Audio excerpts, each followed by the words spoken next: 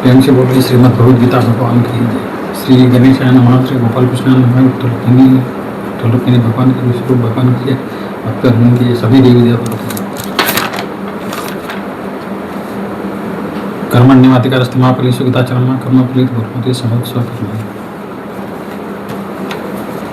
मनुष्याणां सहस्रेषु कश्चित् तद्विद्धि सिद्धये तामपि सिद्धानां कस्मिन् विद्यते तेषां ज्ञानेत्यक्तभक्तिर्विशेषते प्रियज्ञानेत्यर्थं च मम सततं कीर्तयन्तमायतं तस्य दुर्धरता अपि च सुदराचारो वदति मानवकसाधुर्यं समन्वयः सम्यक् उच्यते विषये तेषां समुद्रतं वृत्ते संसारसागरात् अदृष्टासुरो भूतानामैत्र करुणेन निर्मलनिरङ्कार समुद्रतस्पृहस्य विविक्तशय विलकवासित वाक्य मानस ध्यान उपरित कार्यक्रम संपादित प्रेम से बोलिए श्रीमद् भगवद्गीता भगवान की जय।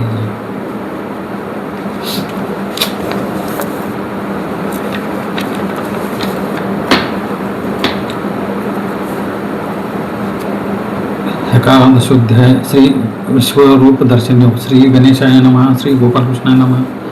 मदनुग्रहाय परम अर्जुनवाच मदनुग्रहाय परम मध्यात्म संहितं यत्त्वयोक्तं वचस्तेन महोयो विगतो मम। अर्जुन म्हणाला, माझ्यावर कृपा करण्यासाठी अध्यात्म नामक जे अत्यंत गुह्य ज्ञान तुम्हाला सांगितलेस त्याने माझा मोह गेला. अनुग्रह करावा म्हणून श्रीकृष्णाने विभूती योगाच्या द्वारा अर्जुनाला सारासार विवेक व आत्मविवेक शिकला आहे. याची जाणीव अर्जुनाला प्रथमपासूनच आहे, कारण श्रीकृष्णाच्या ठाई अर्जुनाची भक्त सखा शिष्य म्हणून अनन्य श्रद्धा होती. गुप्त योगविद्या व कर्मयोगाचे रहस्य श्रीकृष्णाने म्हणूनच अर्जुनाला सांगितले आहे.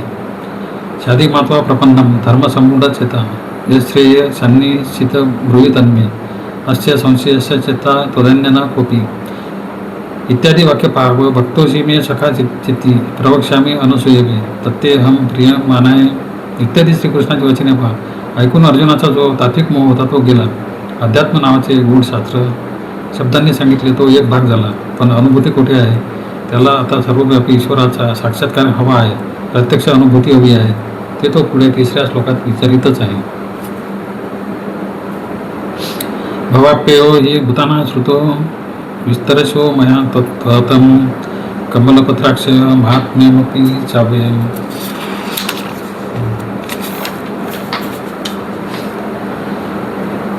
हे कमलपत्रयंत्रा भूतांची उत्पत्ती व लय कसा होतो त्याचे वर्णन मी तुझ्यापासून विस्तारपूर्वक ऐकले. तसेच तुझे अविनाशी महात्म्य ऐकले. भव उत्पत्ती अपि अय दूर जाणे विलय पावणे कमलपत्र कमळाची पाकळी तसे नेत्र श्रीकृष्णाचे होते. अव्यय महात्म्य म्हणजे ईश्वराच्या अव्यय अविनाशी रूपाचे महात्म्य हे सगळे ऐकले आहे. पण एवमेतद्यथाथ्य त्वमात्मानं परमेश्वरं द्रष्टुमिच्छामि ते रूप महेश्वरं पुरुषोत्तम.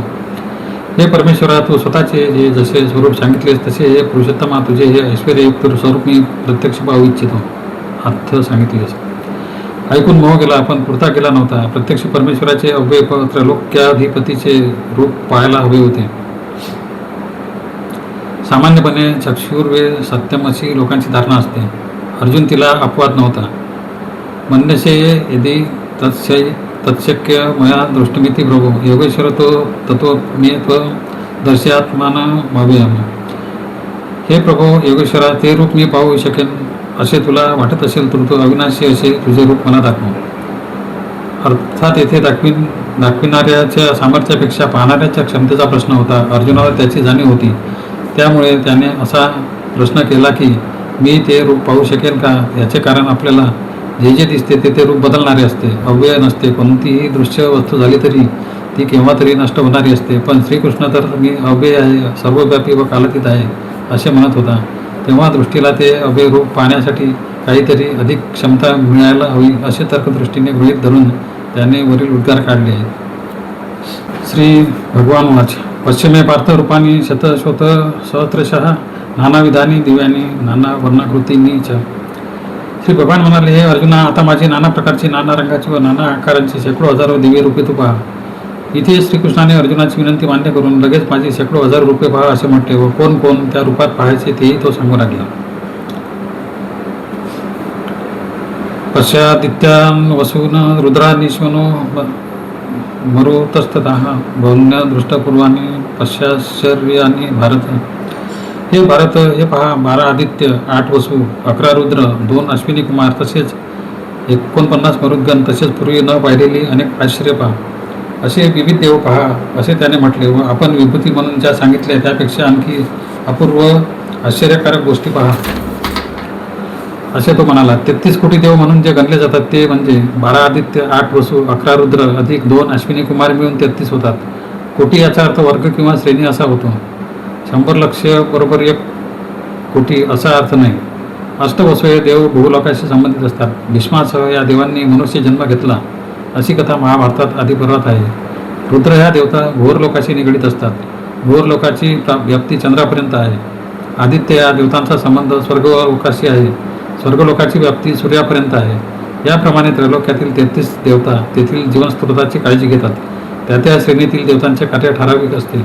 मानवांना मरणोत्तर आयुष्यात प्रगती करण्यासाठी या देवता वसु, रुद्र, आदित्य या क्रमाने सहाय्य करतात व पुनर्जन्म घेताना उलट क्रमाने कोठे कसा जन्म द्यावयाचा तेही ठरवितात.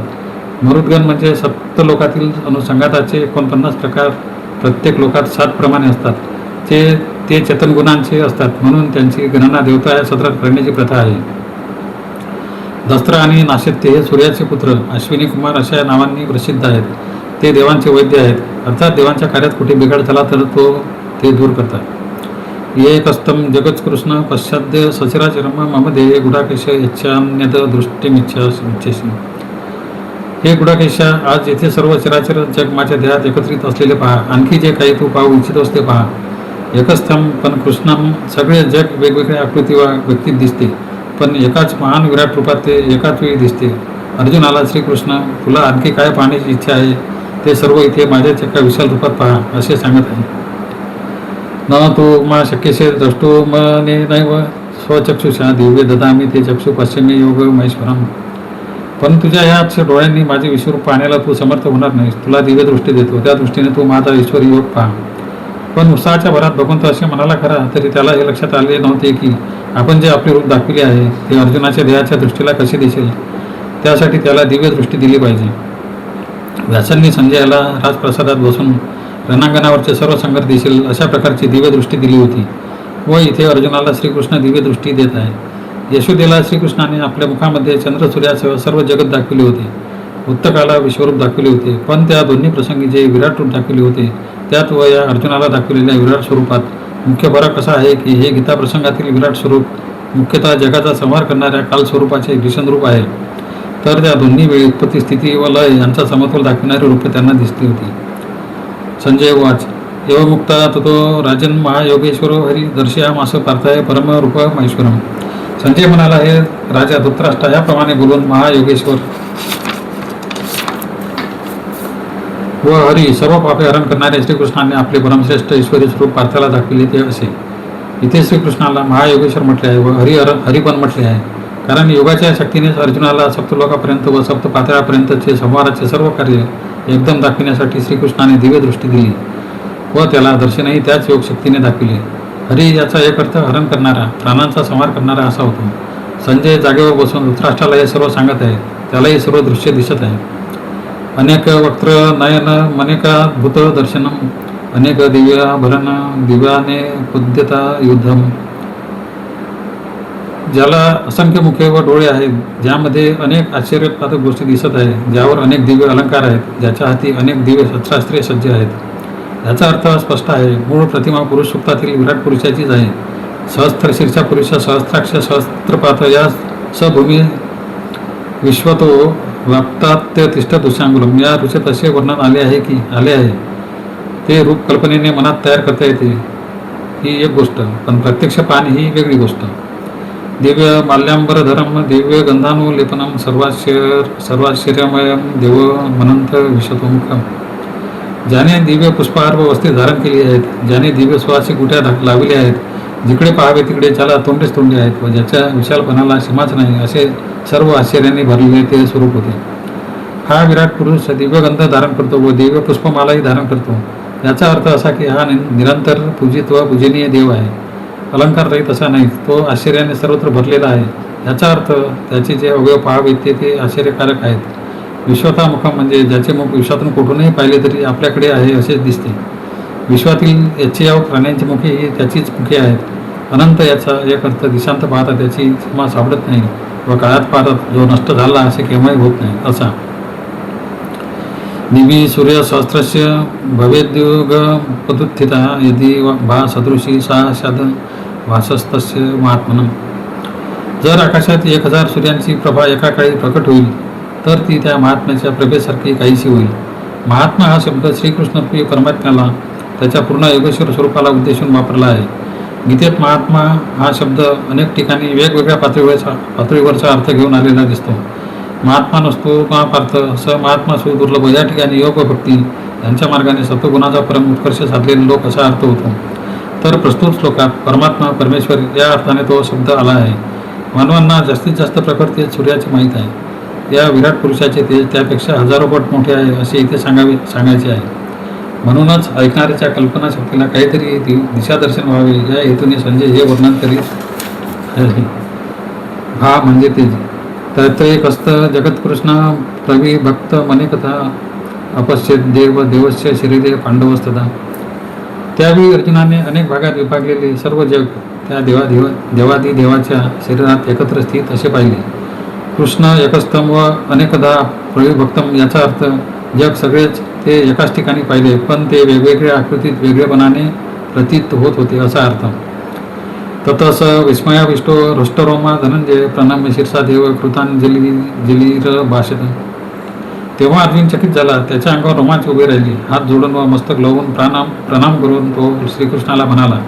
आश्चर्यकारक दृश्य पाहिल्यावर अर्जुन हर्षाने रोमांचे शरीरावर उठले आहेत असा चकित झाला.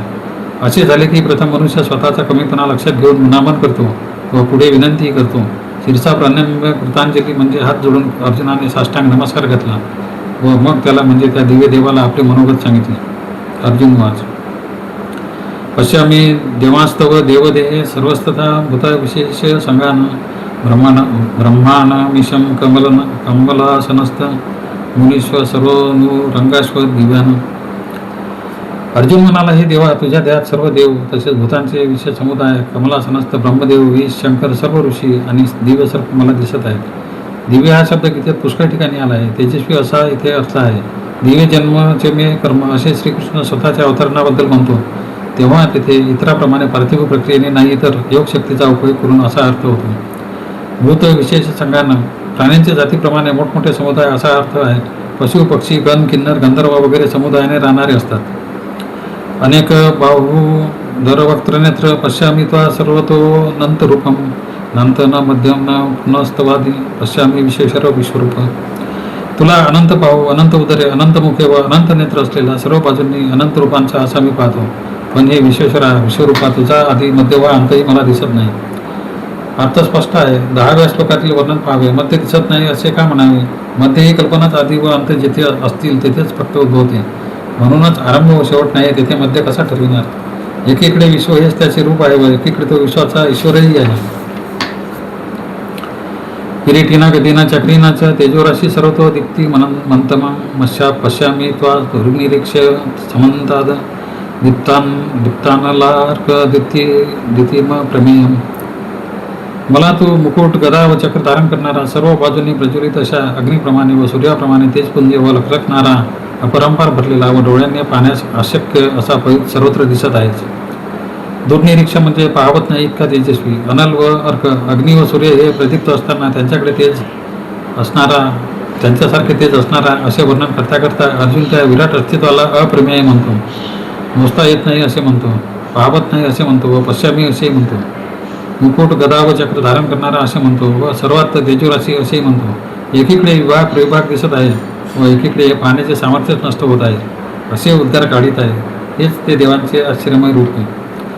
त्वमक्षरं परम वेदितव्य त्वमस्य विश्वस्य परम निधानं त्वमव्ययं शाश्वत धर्मगुप्ता सनातनस्त्व पुरुषो मतोमी. ध्येय असे श्रेष्ठ अविनाशी ब्रह्मत्व आहेस. तूच ह्या विश्वाचा परमश्रेष्ठ आधार आहेस. तू सनातन धर्माचा संरक्षक आहेस व अव्यय असा पुराण पुरुष तूच आहेस असे मला खात्रीने वाटते. या श्लोकात आतापर्यंत श्रीकृष्णाने स्वतःचे जे वर्णन गीतेत ठिकठिकाणी केले आहे तेच प्रत्ययास आले आहे व येत आहे असे अर्जुन म्हणतो. अक्षर परम वेदितव्यम परम निधानम अव्यय शाश्वत धर्मभोक्ता सनातन पुरुष ही सगळी वर्णने पूर्वी गीतेत श्रीकृष्णाने स्वतःबद्दल योजली आहेत किंवा पुढे आलेली आहेत. अक्षर कुटस्थोक्षर उच्चते ब्रह्म अक्षर समुद्भवम अक्षर ब्रह्म परम वेद वेद्य पवित्रम परम निधानम निधान बीजम अव्ययम बीज अव्ययम शाश्वत धर्मभुक्ता धर्म संस्थापनार्थाय सनातन पुरुष जीवभूत सनातन प्रथित पुरुषोत्तम अनादि मध्यांत मनंत वीर्यम अनंत पाऊ शरी शशी सूर्यनेत्रयम पश्यामी त्वा दीप्त उता शक्वक्त्र स्वतेजसा विश्वमिदं तपंतम आदित्य मध्य अंतरहित अनंत शक्तीचा अनंत भुजांचा चंद्र सूर्य हेच ज्याचे डोळे व प्रज्वलित अग्नी हेच ज्याचे मुख असा तू या विश्वाला आपल्या तेजाने तापवीत आहेस असे मी पाहत आहे. सर्व वर्णन स्पष्ट आहे, पुनरुक्त आहे. स्वतःच्या तेजाने या विश्वाला तापवीत आहेत असे म्हणणे म्हणजे अर्जुनाला जाणीवेच्या एका अवस्थेत तो विराट पुरुष विश्वापेक्षा वेगळा दिसत आहे असा अर्थ होतो. पण तो विश्वरूपही त्याच वेळी आहे, म्हणूनच त्याचे खरे रूप कळत नाही असे म्हणावे लागले आहे.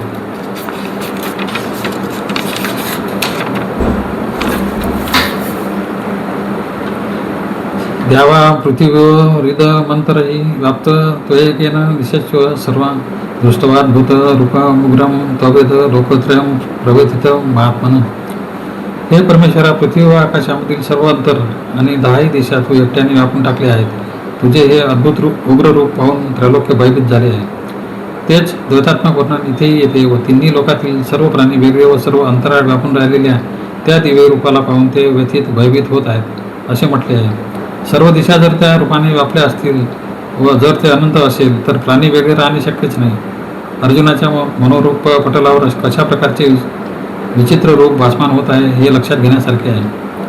आम्ही त्वा सुरसंगा विशंती केचित वित्ता प्राज्वलयो रोनांती स्वस्ती इत्युक्ता महर्षी सिद्धसंगा स्तुवंती त्वा स्तुतिभी पुष्कलाभी.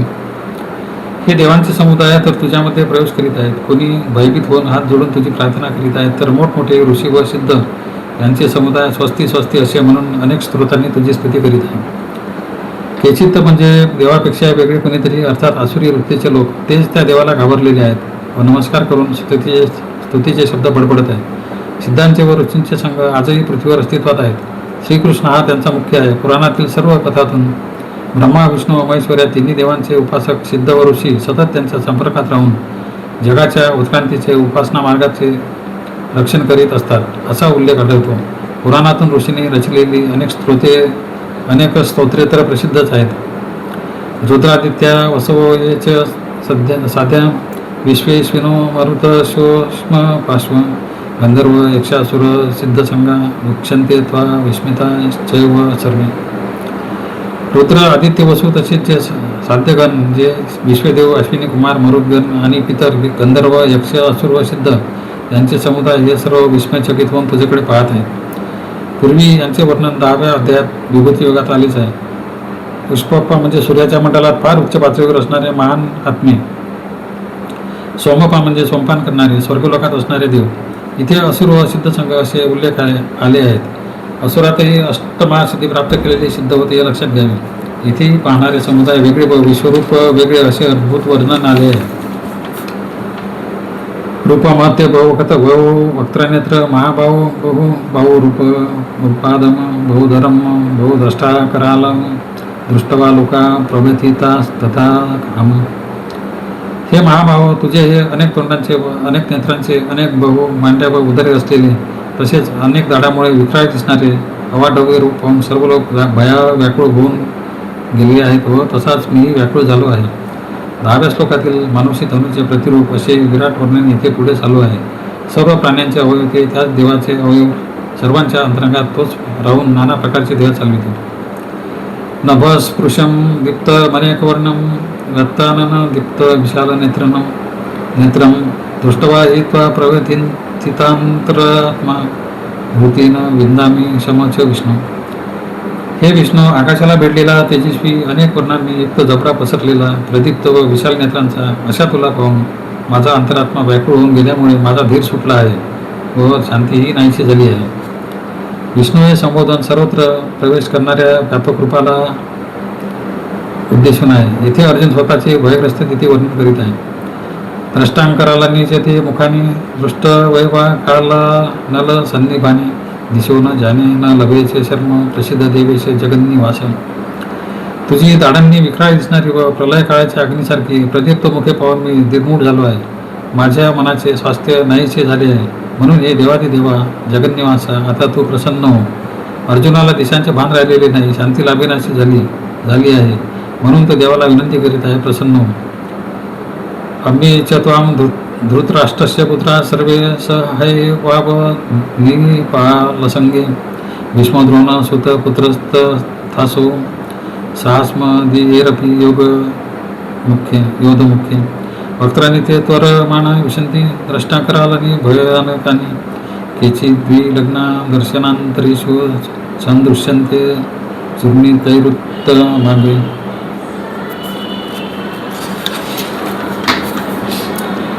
राजांच्या समुदायासह धृतराष्ट्राचे सर्व पुत्र तसेच भीष्म, द्रोण, कर्ण आणि आम्हाकडील मुख्य योद्धे या तुझ्या विक्राळ दाडांच्या अनेक भयंकर तोंडात त्वरेने शिरत आहे व दातामध्ये अडकून मस्तकांचा चुराळा झालेला असे काही वीर मला दिसत आहेत.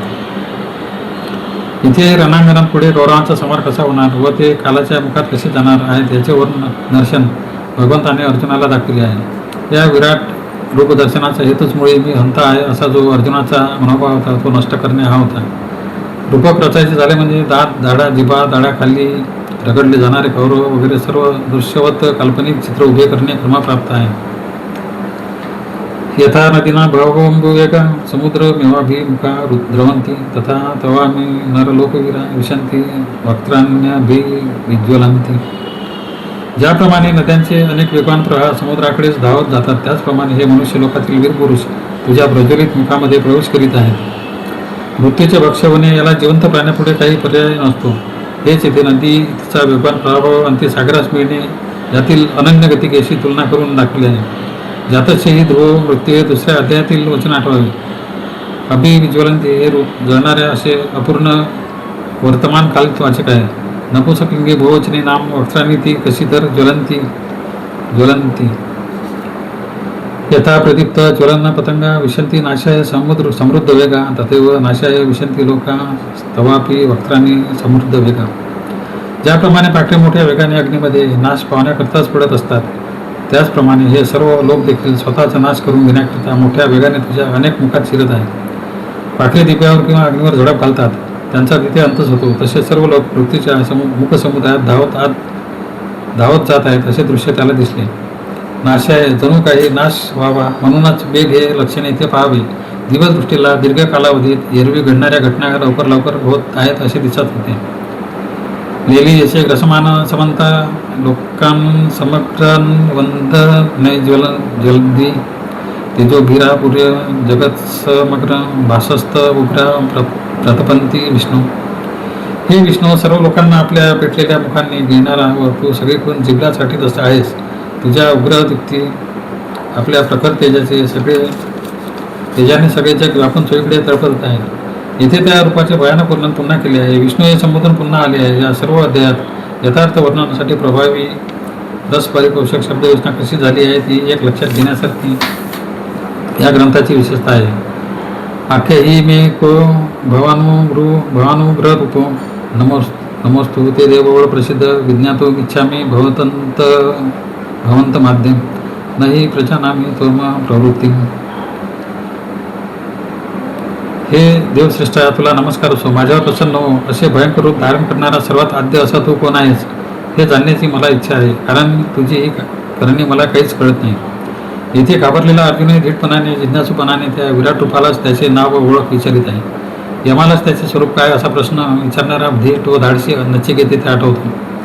एवढा भयानक साक्षात्कार झाल्यावर आधी पहिल्या अध्यायात हिंसा व पाप यांना भरलेला अर्जुन येथे परमेश्वराला समोरासमोर प्रथम जरी घाबरला तरी धीटपणाने तू कोण आहेस हा प्रश्न विचारित आहे. परिप्रश्नाने गुरु उत्तर देतील त्यांना प्रणाम कर, त्यांची सेवा कर असे श्रीकृष्णानेच अर्जुनाला पडविले आहे. तो धीट किती आहे, त्याची योग्यता केवढी आहे हे आपण लक्षात घेतले पाहिजे. श्री भगवान वाच कालोस्मी लोकक्षय प्रवृद्ध लोकां समाहर्तो निह प्रवृत्त कृतेपि त्वां न भविष्यन्ति सर्वे हे वस्तिता प्रत्येनिकेषु योधा. श्री भगवान म्हणाले, मी लोकांचा संहार करणारा व वृद्धिगत झालेला काळ आहे आणि येथे लोकांचा संहार करण्यासाठी मी निघालो आहे. सैन्यात उभे असलेले हे सर्व योद्धे तू नसला तरी म्हणजे तू काही केले नाहीस तरी नाहीसे होणारच आहेत. त्याच्या प्रश्नाला पूर्ण समर्पक उत्तर त्या विराट पुरुषाने स्वतः दिले आहे. आणि 2 श्लोकातच अवताराचे प्रयोजन हेतू अर्जुना वाचून काही कार्य घडणार नाही हे वास्तव व अर्जुनाने हत्या केली नाही तरी सर्व मरणारच आहेत हे सारे त्याने स्पष्टपणे अर्जुनाला सांगितले. तस्मात् मुत्तिष्ठ यशो लभस्व जित्वा शत्रुं भुंगस्व राज्य समृद्धं मयि वित्ते नियता पूर्वमेव निमित्तमात्र भव सव्य साचिन. म्हणून तू उठ, यश मिळव आणि शत्रूंना जिंकून धनधान्याने समृद्ध अशा राज्याचा उपभोगी मीच तर पूर्वी मारून टाकले आहेत. हे सव्यासाची अर्जुना तू नुसता निमित्ताला पुढे हो. हा उपदेश कसा आहे पहा. तस्मात म्हणजे ज्या अर्थी देवाच्या योजनेत त्यांचा नाश ठरलेलाच आहे व अर्जुनाशिवाय सुद्धा ते मरणार आहेत त्या अर्थी उठ अर्जुना मुळात विषण्ण बसला होता. अर्जुन मुळात विषण्ण बसला होता, युद्ध करण्यास सज्ज नव्हता. यश मिळव, या यश म्हणजे कीर्ती, नुसता जय नव्हे तर धर्म. अशा युद्धातून तो विन्मुख झाला नाही याची प्रशंसा. शत्रूंना समृद्ध अशा राज्याचा भोग घे, कारण मी हे सर्व मारलेलेच आहेत. तुझे निमित्त आहे. पांडवांचा अपमान वगैरे सर्व प्रसंगोपात तात्कालिक कारण आहे. द्रोणाच्या भीष्माच्या जयद्रथाचे कर्ण तथान्यानपि योधवीरान मया हस्तांस्त्व जयी मा उत्तिष्ठा युद्धशे जतशीरने सपत्नान. द्रोण, भीष्म, जयद्रथ, कर्ण इत्यादी व इतर वीर मी पूर्वीच मारलेले आहेत. त्यांना तू मार, व्यथित होऊ नको. युद्ध कर, रणात तू शत्रूंना जिंकशील. मा व्यतिष्ठा पहिल्या अध्यायातील अर्जुनाने व्यथित मन आठवावे, अर्जुनाचे व्यथित मन आठवावे. तसेच विराट रूपाच्या दर्शनाने प्रव्यथित मनोमे अशी अर्जुनाची स्थिती झाली होती. जेताशी लवकरच घडणाऱ्या भविष्यासाठी कर्ताशी धर्ताशी जेताशी अशी क्रियापद रूपे ही द्विपुरुषाची होतात. तू नक्की विजय होणारच असा निर्वाह दिला आहे. सपत्न शत्रू जी 4 वीरांची नावे श्रीकृष्णाने घेतली ते 4ही योद्धे पुढे युद्धात अर्जुनाशी प्राणपणाने लढले. 4ही जण त्याला भारी होते. 4घांचा वध युक्तीचा व कपटनीतीचा अवलंब करूनच करावा लागला आहे. अश्वत्थामा हत असे अर्धसत्य सांगून द्रोणांचा वध जयद्रथाच्या हातून शिखंडीला पुढे करून भीष्माचा पराभव सूर्यसुदर्शनाने झाकून सूर्यास्ताचा भास निर्माण करून जयद्रथाचा वध व रथचक्र भूमीत अडकले असता ते कर्ण काढीत असता निशस्त्र स्थितीत त्याचा वध केला. कपटनीतीशिवाय हे 4ही मरणे शक्य नव्हते. त्यांचा उल्लेख मार्मिकपणे केला आहे. संजय वाच एतत् श्रुत्वा वचन केशवस्य कृतांजलिर्वेप मानक्रीटी नमस्कृता भूयवाह कृष्ण सद्गत भीत प्रणम्य. संजय म्हणाला, श्रीकृष्णाचे भाषण ऐकून थरथर कापणारा हात जोडलेला अर्जुन नमस्कार करून सर्गदित कंठाने भीत पुनश्च वंदन करून कृष्णाला म्हणाला. विराट पुरुषाने युद्धाचे अंतरंगातील खरे फलित दाखविले आहे तेव्हा पुन्हा अर्जुन भयभीत झालेला आहे, कारण त्याच्या स्वकर्तृत्वाचा अभिमान गळून गेला आहे. तो प्रणाम करतो, गळा दाटून येऊन गडबडून जाऊन बोलतो, हात जोडतो, थरथर कापतो व पूर्वी बोलला तसेच पुन्हा बोलतो. स्थाने ऋषिकेश तव प्रकीर्त्या जगत पश्यत्य अनुरज्यते च रक्षासिंग भीतानी दिशो द्रवंती सर्वे नमस्यंती च सिद्ध सांगा. अर्जुन म्हणाला, हे श्रीकृष्णा तुझ्या गुणवर्णनाने जगाला अतिशय हर्ष होतो व ते त्यात अनुरक्त होते. भयभीत झालेले राक्षस दिशांना पळ काढतात आणि सर्व सिद्धांचे समूह तुला प्रणाम करतात. हे योग्यच आहे. प्रत्यक्ष चमत्कार पाहिल्यावरच अर्जुनाला श्रीकृष्णाची खरी योग्यता कळली आहे. राक्षस का पळत आहे व सिद्ध संघ समुदायाने भगवंताला का नमन करीत आहे ते आता अर्जुनाला चांगले कळले आहे. तस्माच्चेतेन मनेरन महात्मन गरीयसे ब्रह्मणोस्य कत्री अनंत देवसे जगन्निवास त्वमक्षरं सत्तर येत. हे अनंता देवाधिदेवा जगन्निवासा, ज्या अर्थी सत्व असत आणि अव्यक्त फलितले जे अविनाशी तत्व तेही तूच आहेस, त्या अर्थी अतिशय श्रेष्ठ व ब्रह्मदेवाचाही अधिकर्ता असा जो तू, त्या तुला एका बरे नमस्कार करणार नाही. येथे श्रीकृष्णाच्या महान रूपाची तत्वता पुन्हा उजळली गेली आहे. वर्णन स्पष्ट आहे. त्वमादिदेव पुरुष पुराण स्वमस्य विश्वस्य परम निधानम वेत्ताच वेद्यच परम च धाम त्वयाम तत विश्वमनंत रूप. तो आदिदेव पुराण पुरुष, विश्वाचा आधार, विश्वाला जाणणारा व जाणण्यास योग्य आणि परमोच्च धाम आहेस. हे अनंत रूपा, तूच हे सारे विश्व व्यापून टाकले आहेस. हे स्तुतीचे शब्दही पूर्वोक्त स्तुतीच्या शब्दांशी समान किंवा समानार्थी आहेत. आधीच्या श्लोकात व पूर्वीच्या अध्यायात हे वर्णन आलेलेच आहे. वायुर्मौनिर्वरुण शशांक प्रजापतिस्त्व प्रपितामहस्व नमो नमस्तेस्तु सहस्रकृत पुनश्च भूयोपी नमो नमस्ते. तूच वायू, यम, अग्नी, वरुण व चंद्र आहेस. तूच ब्रह्मदेव व पंजोबा आहेस. तुला हजारो वेळा नमस्कार असो आणि पुनरपी तुला नमस्कार नमस्कार असो. विभूती योगाचे जे वर्णन 10व्या अध्यायात केले व अर्जुनाला आता प्रत्यक्ष दर्शनामुळे कळले आहे व त्या बोधानंतर तो परमेश्वराच्या विभूती महत्वाची वाखाणणी करीत आहे आणि आणखी दुसरे काय करणार, म्हणून नमस्कारामागून नमस्कारच करीत आहे. असे रुद्राध्यायातील येथे रुद्राध्यायातील नमक विभाग आठवतो. नम पुरस्तादथ पुष्ट्यस्तस्ते नमस्तुते सर्वत योग सर्व अनंत वीर्य मित विक्रमस्त्व सर्व माप्नोषी तत्वशी सर्व.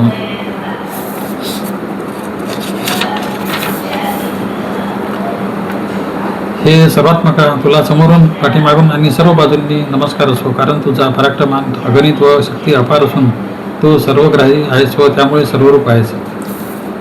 विराट स्वरूप एक दिवशी नाही, ते सर्वत्रच आहे. त्यामुळे अर्जुन सर्व दिशांना पळून नमस्कार करतो आहे. त्या रूपाला हाक तरी कशी काय मारायची असा प्रश्न पडला तेव्हा अर्जुनाला त्याला हे सर्व असे म्हणत आहे आणि पुन्हा एकदा त्याच्या सर्व व्यापित्वाची स्तुती करीत आहे. सखेती मत्वा प्रसभम यदुक्त हे कृष्ण हे यादव हे सखेती अचानता महिमानत वेद मया प्रमादात प्रणयन वापी.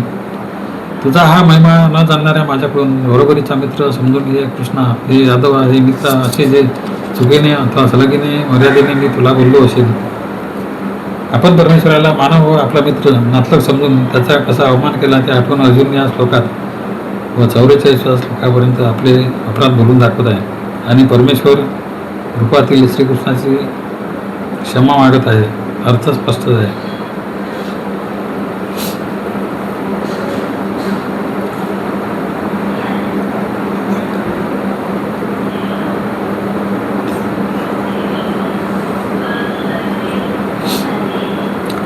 नित्या वा सार्थ मसत्कृतोषी विहार शयासन भोजेष्णीषु एकोऽथवाप्यच्युत तत्समक्षम तक्षामय त्वा प्रमेयम्. हे अच्युता, त्याचप्रमाणे क्रीडा, शयन, आसन, भोजन इत्यादी प्रसंगी एकांती किंवा साक्ष मी थट्टेने तुझा जो अपमान केला त्याबद्दल अचिंत्य प्रभाव अशा तुझी मी क्षमा मागतो. दीप टीप समक्षम हा शब्द उचित ठरतो. त्याच्या प्रभुत्वाची कल्पनाच करता येणार नाही. असा म्हणजे अचिंत्य प्रभाव, सक्षम, समक्षम व एक याचे अर्थ तुझ्या तोंडावर किंवा एकटा असताना असे घ्यायचे आहेत. पुन्हा अप्रमेय म्हणजे मोजता न येण्यासारखं असे म्हटले आहे. पिताशी लोकस्य चराचरस्य त्वमस्य पूजेश्वर गुरु गरिजन न त्वत्स मोक्षभ्याधिकं भूतोन्यं लोकत्रयप्य प्रतिम प्रभाव. तो ह्या चराचर जगाचा उत्पादक, पूज्य आणि श्रेष्ठ गुरूंचा गुरु आहेस. तीनही लोकात तुझ्यासारखा अप्रतिम प्रभावशाली असा कोणी नाही. मग तुझ्या वाचून वरचढ कोण असणार. येथेही परमेश्वराच्या स्वरूपाचे व जगताशी त्याचे जे नाते आहे त्याचे वर्णन केले आहे. तस्मात् प्रणम्य प्रणिधाय काय प्रसादये त्वा भावमी शमी द्युमं इत्येव पुत्रस्य सखे प्रिय यार्हेशी देव शोभम. म्हणून मी तुला परमपूज्य परमेश्वराला साष्टांग नमस्कार करून प्रार्थना करीत आहे. देवा पिता जसा पुत्राचे किंवा मित्र जसा मित्राचे व प्रिय मनुष्याचे अपराध सहन करतो तसे माझे अपराध तू सहन करावेस. येथे म्हणजे पूजनीय. येथे अगदी नम्रतेने समायोजना केली आहे.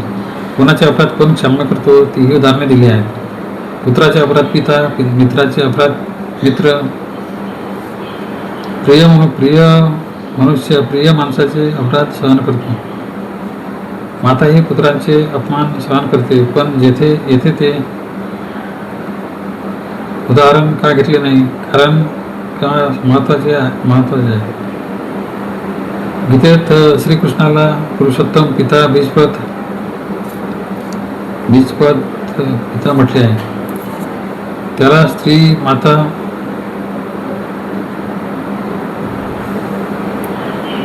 जगन्माया अशा स्वरूपात वर्णिले नाही, हे लक्षात ठेवावे.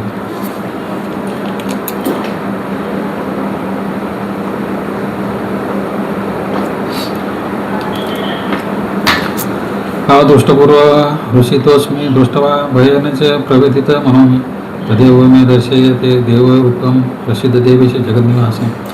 हे देवेश श्रीकृष्णापूर्वी कधी न पाहिलेले असे तुझे विश्वरूप पाहून मी हर्षित झालो आहे आणि माझे मन भयाने व्याकुळ झाले आहे. म्हणून हे देवा जगन्निवासा, आता प्रसन्न हो आणि आपले ते पूर्वीचे स्वरूप मला दाखव. या श्लोकात अर्जुनाने भगवंताला प्रसन्न होण्याची विनंती केली आहे. जगाचे निवासस्थान असे म्हणून मलाही तुझाच आश्रय आहे असेच म्हटले आहे.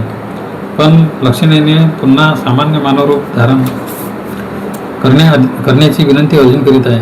किरीटीनं गतीनं चक्रहस्त मिच्छामिता द्रष्टुमाम तथैव ते नैव रूपीनं चतुर्भुजेनं सहस्रभाव भव विश्वमूर्ती. मस्तकावर मुकुट धारण केलेला व हाती गदा व चक्र घेतलेला अशाच तुला मी पाहू इच्छितो. हे सहस्रभाव विश्वमूर्ती, हे तुला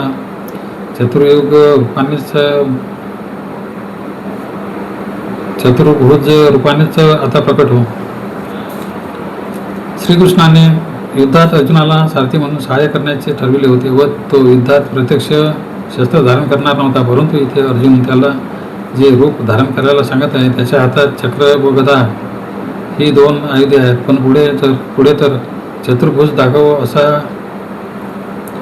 दाखव असेही म्हणून तो श्रीकृष्णाचे तेथे व रूप पाहण्याची इच्छा धरीत आहे. सामान्यतः यात विसंगती दिसते. श्रीकृष्णाला तिथे 4 हात असतील तर शंख व कमळ यांचा उल्लेख हवा असे कोणाला वाटेल. पण हे लक्षात घ्यावे की त्याने 2 हातांनी अश्वांचे लगाम धरले आहेत. दुसरे असे की श्रीकृष्ण पूर्णसिद्ध होता. इतरांना जरी त्याचे लगाम धरणारे 2 हातच दिसत असले तरी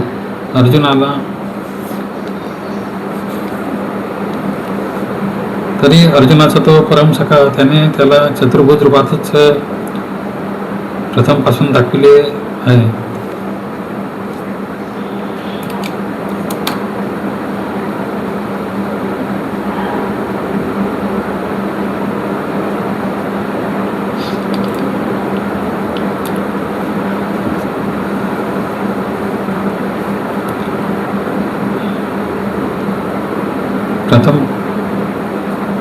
त्याने त्याला चतुर्भुज रूपातच प्रथमपासून पाहिले असेल. पुढे भीष्माचार्यावर श्रीकृष्ण रथ चक्र व सुदर्शन चक्र घेऊन मारायला धावला असे महाभारत सांगते. अर्थात चक्र हे त्याच्या हातात अविभक्त रूपात सतत होतेच, म्हणून विसंगती नाही हे लक्षात येईल. याशिवाय दोनदा अर्जुनाने विष्णू असे त्याला म्हटले आहे व विष्णूचे चक्र गदाधारी मुकुटधारी मनोहर रूप पुन्हा दिसावे अशी विनंती केली आहे असे म्हणता येईल. माया प्रसन्नेन तवार्जुनेदम रूपम परम दर्शित मात्मयोगात तेजोमय विश्वमनंत माध्यम जन्मे तोदन्येन दुष्टपूर्वम. श्री भगवान म्हणाले, हे अर्जुना, तुझं प्रसन्न झालेल्या अशा मी माझे परमश्रेष्ठ तेजोमय विराट असीम व अपूर्व रूप माझ्या ईश्वरी सामर्थ्याने तुला दाखविले. हे रूप तुझ्या वाचून इतरांनी पूर्वी कधी पाहिलेले नाही. आत्मयोगाने हे रूप दाखविले असे म्हटले आहे. त्याच्या आत्मा सर्वव्यापी असतो, म्हणून त्या योगाने रूपही सर्वव्यापी झाली. अर्जुन हाच असे विकट रूप पाहणारा पहिलाच योगी शिष्य होता. न वेद यज्ञाद्ययनैर्नदाने न च क्रिया भिन्न तपोभिरुरे एवं रूप शक्यं नृलोके द्रष्टुं त्वदन्येन कुरु प्रवीर. हे श्रेष्ठ कुरुवीरा, वेदांनी यज्ञांनी स्वाध्यायांनी दानांनी विधियुक्त कर्मांनी अथवा उग्र तपांनी सुद्धा माझे हे रूप तुझ्या खेरीज पृथ्वीलोकी दुसऱ्या कोणालाही दिसणे शक्य नाही. नृलोके म्हणजे पृथ्वीवर. मानवापैकी पुढे 52व्या श्लोकात श्रीकृष्णाने म्हटले आहे की हे रूप पाहण्याची आकांक्षा देवांना सुद्धा देवांना सुद्धा सतत लागलेली असते, अर्थात त्यांनाही हे विराट रूप अशा प्रकारे दिसत नाही. वेद पुरुष सूक्तात विराट पुरुषाचे वर्णन आहे, पण तिथे उत्पत्तीचा क्रम रूपकात्मक रीतीने वर्णिला आहे. सर्व संहारक काळाचे रूप त्यात कल्पिलेले नाही. वेदांनाही हे प्रवृद्ध लोकशेकारी रूप अज्ञात आहे. यज्ञ यांचा उद्देश सामान्यतः स्वर्गप्राप्ती व जास्तीत जास्त झेप शतकृतू करून इंद्रपद प्राप्ती एवढीच.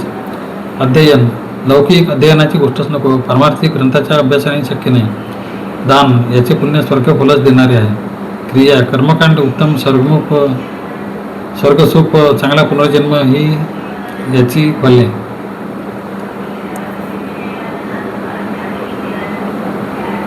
उग्रतप देव प्रसन्न होऊन फार तर त्रिभुवनाचे राज्य किंवा समीपता सलोकता वगैरे मुक्ती देतात.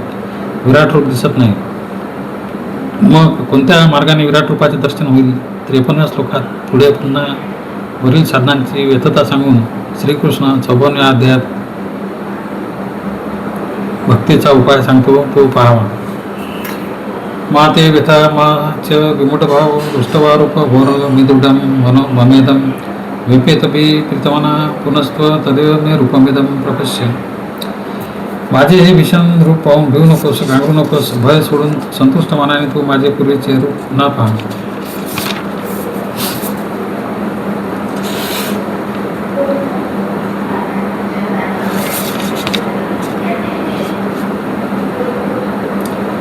तदेव म्हणजे पूर्वी नेहमी पाहत होता ते. इदम प्रपश्य म्हणजे हे पहा, आता दाखवितो. विगुढ भाव विराट रूप पाहून अर्जुन पूर्णपणे निर्गुण झाला होता. घोर भयंकर अघोर शिव शुभ कल्याणकारक मराठीत अघोरी कृत्य असा चुकीचा शब्द प्रयोग येथे घोर कर्माविषयी केला जातो.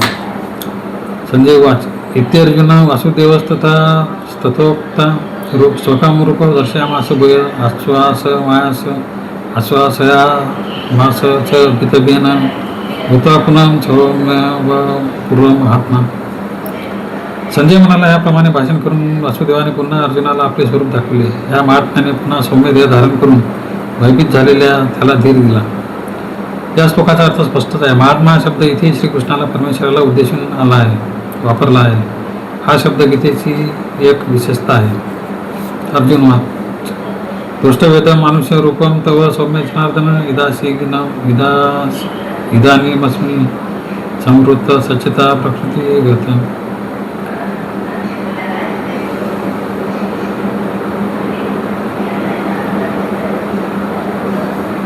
अर्जुन म्हणाला, हे जनार्दना, हे तुझे सौम्य मानवरूप पाहून माझे मन ठिकाणावर येऊन मी पूर्ववत सावध झालो आहे. प्रकृतीगत मूळ देहा भानावर आलेला. येथे मानव देहधारी श्रीकृष्णाजवळ अर्जुन बोलत आहे, विराट रूपाला उद्देशून नव्हे. श्री भगवान वाच दुर्दर्शमिदं रूपं दृष्टवानसी यन्मम देवा अप्यस्य रूपस्य नित्य दर्शन कांक्षण. श्री भगवान म्हणाले, जे तू पाहिलेस ते माझे हे रूप पाहावयास मिळणे अत्यंत दुर्मिळ आहे. देव देखील या सदोदित त्या रूपाच्या दर्शनाविषयी उत्कंठित झालेले असतात. 11व्या अध्यायातील या सर्व भयानक साक्षात्कारानंतर भीतग्रस्त झालेला अर्जुन पुन्हा देवभानावर आल्यावर श्रीकृष्ण या पुढील 3 श्लोकात भक्तीचा महिमा सांगत आहे. 9व्या अध्यायात भक्तीचे तत्वज्ञान सांगून 10व्या अध्यायात परमेश्वराचे विभूतीत कुठे दर्शन घ्यावे याची युक्ती सांगितली व 11व्या असे ईश्वरी रूप दाखवून परिणामी पापाचे भय नष्ट केले. आणि एवढे दुर्लभ फल भक्तीने अनन्य भक्तीनेच मिळते असे येथे सांगत आहेत, ते पाहावे. नाहम वेदैर्न तपसा न दानेन च त्यज्य शक्य एक दिवशी तथा.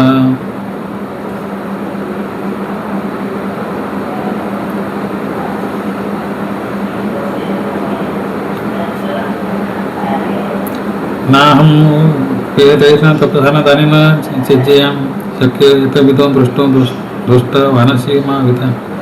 माझे हे रूप जरी तू पाहिलेस तरी वेदाध्ययनाने तपाने दानाने किंवा यज्ञाने कोणी पाहणे शक्य नाही. हा श्लोक 48 श्लोकाला जोडून वाचावा.